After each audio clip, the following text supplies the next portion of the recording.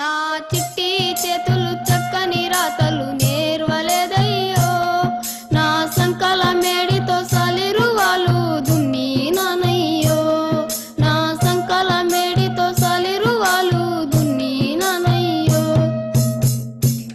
నన్ను కన్నా వాళ్లకు ఏడేండ్లప్పుడే దూరమయ్యానే, దొరగారి ఎడ్ల కొట్టం కాడికి చేరువయ్యానే. 3 మూరల కర్రతో 30 ఎడ్లతో శోభతినాదయ్యో, దిక్కు దిక్కున ఉరకంగా లేలేత కాళ్లకు గుచ్చెను ముళ్ళయ్యో. నా చిట్టి చేతులు చక్కని రాతలు నేర్వలేదయ్యో, నా సంకల మేడితో సలిరువాలు దున్నినానయ్యో. వెలుగుబోయి చీకటి కమ్మినప్పుడు ఇంటికి పోతానే, నా అమ్మ అయ్యా రాకముందే నిదురబోతానే.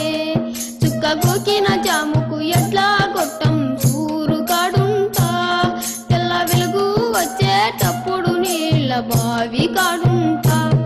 నా చిట్టి చేతులు చక్కని రాతలు నేర్వలేదయ్యో, నా సంకల మేడితో సలిరువాలు దున్నినానయ్యో. బక్క ముదురని రెక్కలు బరువులు మోసి నొయ్యబెడుతుంటే, తెప తెపకు దొరసని రోకటి పోటుల మాటలంటుంటే, అయ్య చేసిన అప్పులో ఉచ్చుల నేను చిక్కుకున్నానే. ఆ వడ్డీ లెక్కల కంటే ఎక్కువ కష్టం చేసి తినే.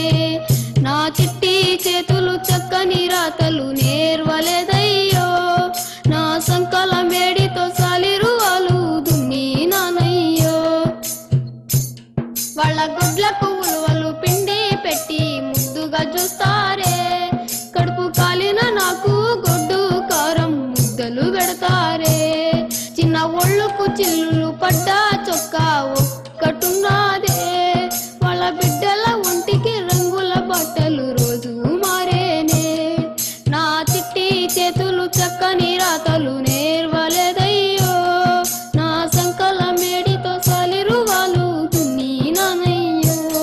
పెద్దోళ్ళ బిడ్డలు ఏమి చేసినా ఎంతో ప్రచారం, నేను చేసే పనులకు ఇచ్చే బిరుదులు ఎంతో ఈకారం. చదువుకు సంధ్యకు దూరం చేసి దొరకాడుంచకురే, నా గుండెల మీద పుండును చేసే పనికి పంపకురే. అమ్మా నాన్న అందరికీ నే దండం పెడుతున్నా, నా బాధను గాథను ఆలోచించని కాళ్ళు మొక్కుతున్నా. అమ్మా నాన్న అందరికీ నే దండం పెడుతున్నా, నన్ను పనికి పంపక బడికే పంపని కాళ్ళు